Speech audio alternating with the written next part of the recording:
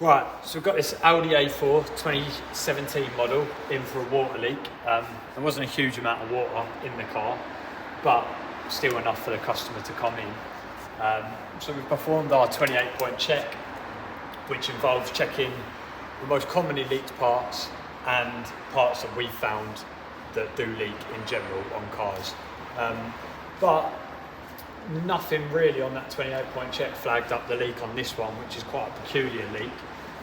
If I show you around here, what's happening is basically there seems to be a hole in this rubber, if you can see that there. Now this is the secondary rubber on the car, this is the primary rubber, and what we're seeing is when we're spraying it with water, water seems to be able to get past the primary rubber. Now that's not a bad design, that's just what happens on the cars sometimes, and that's why you have the secondary rubber to catch that water that does go past the primary rubbers. Now if you see here, obviously the hole, what we've done is sprayed water in the hole with a UVA dye in, and what we've noticed is water is coming down the inside of the rubber, all the way down the inside, and it seems to be coming out of the rubber around here. Now if I show you with a UV light,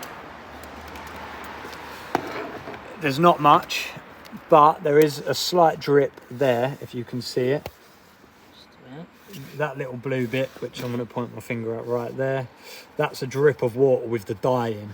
So what's basically happening is the water is managing to work its way onto this seal, going through that hole, and then gradually filling up the rubber and creating a pool in the bottom here.